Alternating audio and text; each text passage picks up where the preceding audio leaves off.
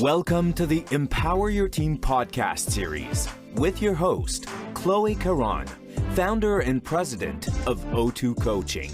In this podcast series, Chloe and her guests will take you on a journey, sharing their leadership stories, struggles, successes, and learnings. The conversations will highlight practical advice and insights for leaders. Hello, I'm Chloe Caron. So excited to be here for season 2 of my podcast, Empower Your Team. Episode number 2, we're talking today with Anie Rouleau, a very courageous and perseverant businesswoman. And we talk about her vision, very clear and powerful vision. And I know that many of you, either on your teams or with your organizations, you do have a statement, a vision statement. But how many of you feel like that statement really drives the right behavior? And when I talk about the right behavior, the last part of my sentence is to drive empowerment in your organization. So where I want to focus my question today for you in the podcast is, how many of you have a statement that drives decision-making at the right level by the right persons in your organization? My assumption is that not that many of you, because when I ask the question, how many of the questions that come to you could be answered by the person that either is asking you the question or a teammate, but rather is escalated to you or to a higher level. And I, every single time, get this answer, at least 50%. So I know with that answer that organizations are not efficient, they're not agile, that too many questions and decisions are being made at the higher level when in fact they could be made by somebody on your team and they're not. What's the impact of that? Obviously, inefficiency, that's for sure. But think about that long term in terms of the engagement and the value that you're getting from people. It means that people are leaving on the table their full potential, their full creativity, their full innovation. And you don't want that because people are your most valuable resources. So listen to the podcast because you'll see that Anie Rouleau's vision is at the heart of her success and she's at the heart of her vision. Have a listen. I'm so excited to have Anie Rouleau, CEO and president of Unscented Company. Anie, welcome to this mic. Oh, thank you for having me, Chloe. This is such a fantastic time for you to be here because in the middle of all this craziness that we've been experimenting in the past year, you've been solid in your convictions, very solid in your vision. And I'm curious to hear you on what brought you where you are after 10 years of owning Unscented companies.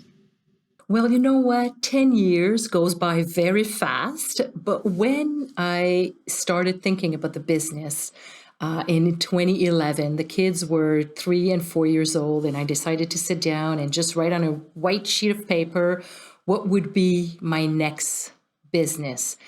And yes, it was about having home body care products that would be natural, that would be biodegradable, that would be exclusively fragrance-free. But as a company who manufactures soap, we are part of an industry that creates probably one of the biggest environmental disaster, which is the single-use plastic packaging. And so therefore, as soon as I started putting this business together, I knew that I needed to be part of the solution and change the way we manufacture products in that industry to reduce our plastic footprint. Therefore, the business model was based on having a positive impact. I wanted that. I wanted it to be part of the DNA of the business. So after 10 years, once your mission is very, very clear on being part of the movement of reducing plastic footprint, collective plastic footprint, or reduce a single-use plastic packaging. And how are we going to do it? Well, with my vision of changing consumers' habit. And on what base? Well, having transparency, inclusivity, socially and environmentally responsible.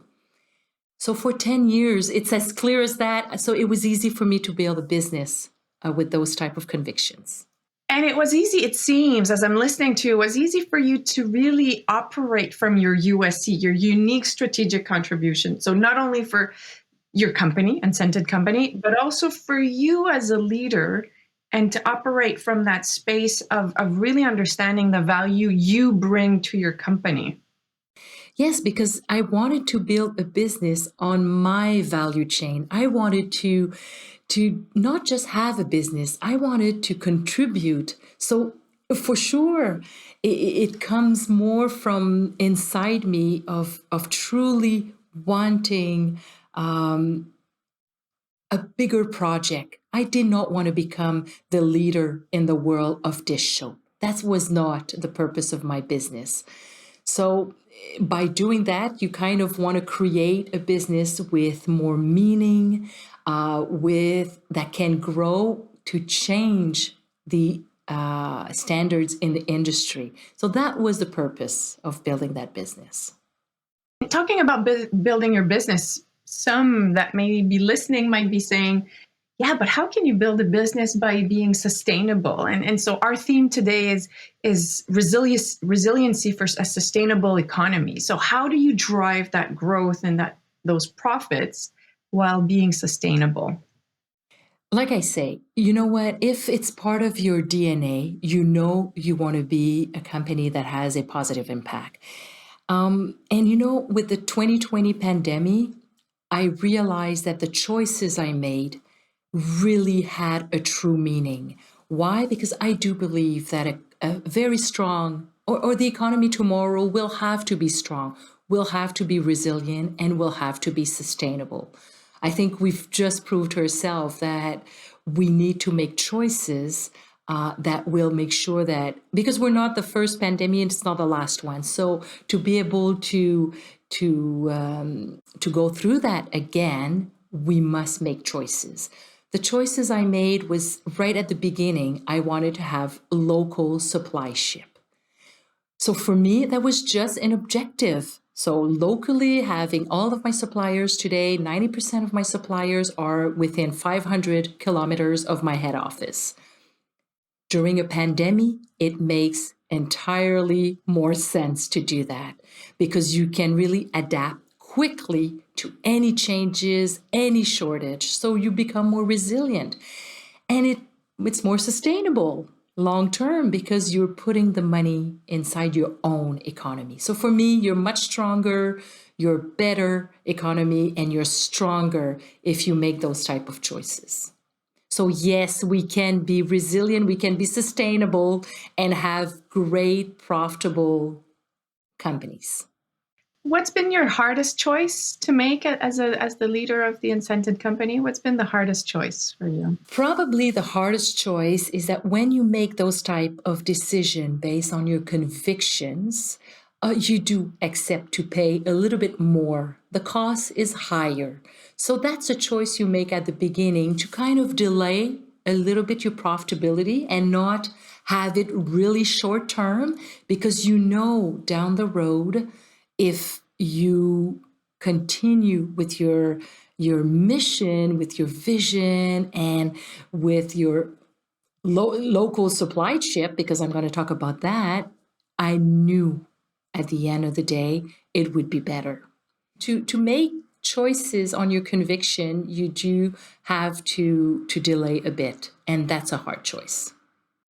And would you say that's been your biggest? So I usually ask three questions, the same three questions to all the leaders. And one of them was the biggest difficulty you faced as a leader. Would you say those? It does impact when you meet a banker and trying to get to finance your company. And right away, if I want to finance the company and you talk about having a company with a social impact, with environmental impact, and you want to create something different, a different type of businesses, well, the bankers are not quite yet there. So by making those choices of paying a bit more at the beginning, it's kind of tough for the banker to really jump in and finance your business. So my hardest part of this journey has been financing a business under those considerations. But today you don't have any difficulties, my understanding, to No, finance. because I passed that. That's it. I passed that point. That tipping point finally happened, which I'm very happy. But in 2019, it was our first year that we were profitable. Mind you, that was before the pandemic. So I'm very happy.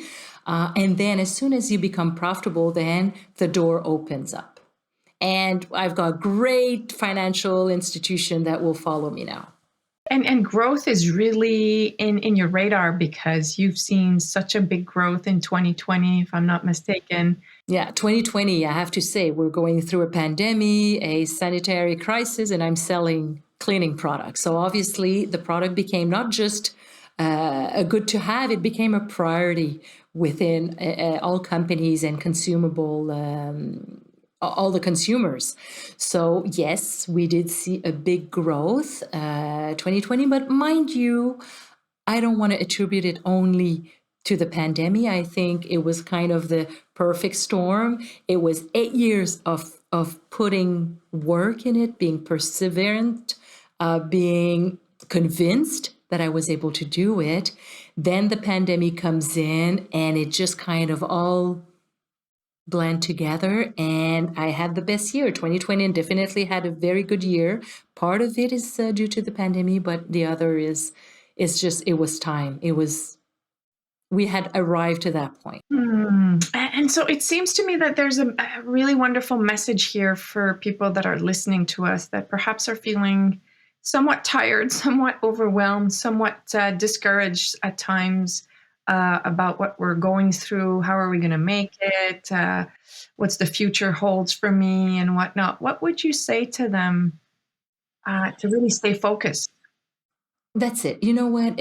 I had to go through this year very low key because I was very aware of everyone around me that did not have great years, that are not having they're having it's a troubled time for them.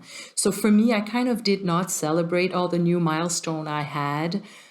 But what I realize is that a company in my position right now was approached by different companies. And let's say I'll talk about just one who was Circa Distillery. So they manufacture gin on the island of Montreal. Paul Circa calls me up and he says, I have so much alcohol. I'm selling to restaurants and events and everything is shut down. To turn around and say, Paul, sell me your alcohol with a lot of profit. Keep your doors open, keep your lights on, keep your people, and we'll make a hand sanitizer. We'll co-brand it, and we'll make sure that you stay open. Well, that's exactly what happened. In these time of difficulty, you have these people that do want to collaborate. We're there, we're open-minded. How odd it is, a gin company and a soap company doing a collaboration. Well, that proves that in these time, we can do things like that. We can think outside of the box and reach out to anyone that you think of. And you know what? We'll come up with solutions. And your success, because you were successful in 2020 more than ever, your success allowed for that collaboration for others to be successful as well. So this is an invitation to celebrate everybody's successes and to kind of embrace that. Yes, and I do believe the fact that I had for 10 years talked about local supply ship. Well, that success also brought all of my local suppliers a time to continue working, keeping their people, because they all became essential. So I think the economy were all better for it. So my second question, I think you've already answered it, which was, what are the resources or the tools that you use to overcome the biggest challenge, which was to get finance? And you talked about being perseverant and really anchor yourself in your convictions. I think to be engaged, I think for me, that's a tool. I do love walking in my office every day. I have butterflies in my stomach every morning I wake up. Or do I go to bed sometimes a bit stressed out because I don't know what holds up the next day? But I wake up every morning having that feeling that I can contribute to bigger than my company. The engagement in my business, yes, but the engagement within the industry, trying to change the industry for better. And that really drives me. I think today it's fun to use our business. And we have a saying with the B Corp certification, it's use your business as a force for good. I literally use my business as a force for good. And for me, that's really driving my day-to-day business. I love that. I so love that. And I'm so aligned with you there. Who would you say you've become on the journey of being that leader for 10 years? Who are you as a leader? As a leader, who am I? I was fortunate to grow up in a family with two entrepreneurs. My mom and dad were both entrepreneurs. They both had their own business. So I really saw two different leadership, two different successful leadership, because both of them had their businesses, were successful in both their businesses. And I think today I'm a bit of a blend of both, but I'm definitely a leader that, maybe they would call me soft sometime, because I want to lead with my heart. I want to lead by being more human. I want to lead. I do believe that the team is a force. So I'd never focus on what's annoying to each and every one of us. I really focus on what they contribute as a team. So that makes me a leader. I don't know. I don't know how you would say it. You say I started reading your book, actually, and sometimes you kind of wonder where you would stand exactly, but definitely human leadership. I don't know how to say it, but in English, but that's definitely the type of leaders I've become over the years. And this is why I wanted to have you on this show, because this is what our movement is all about with the Empowering EMT movement, is to have leaders that will, with their heart, empower their team to achieve the best thing that they can achieve, to really spread their wings and to express their full potential. And that is my own bigger than myself thing that you were talking about. And so that's why we wanted to have you here. You're a magnificent illustration of that. Thank you so much, Anie. Thank you for this time. Oh, thank you, Chloe. I hope you've been as inspired as me with listening to Anie Rouleau in terms of creating clarity of vision. And I want to provide you with my tool, the tool that I work with every single team, every single leader, and every single time it creates an acceleration of transformation, or just elevating the helicopter and the level to which they play. And I'm talking about my USC team, unique strategic contribution. And as I said, every single word is really important because it's unique to you in your role, either individually or as a team. It's strategic, meaning it's at the highest level possible. And it's the contribution you're making, i.e. the impact you're having in your organization. And if you, with your team, can create and have that conversation around your team USC, you will be able to observe how different people behave, because they now have a framework to ask themselves, am I operating at the right level? Should I be making that decision? Should I attend this meeting? How can I develop my team, my people, so that they can elevate their own helicopter, their own perspective, and their own contribution? So go on our website and take a look, because we've got many blogs on the Team USC, or you'll find it also in the book, Empower Your Team. In the meantime, be inspired and inspired. Thanks for listening to the Empower Your Team podcast. Now it's time to take action. Join the leaders who are already part of the Empower Your Team movement and visit our website at empoweryourteam.com to know more on how to participate.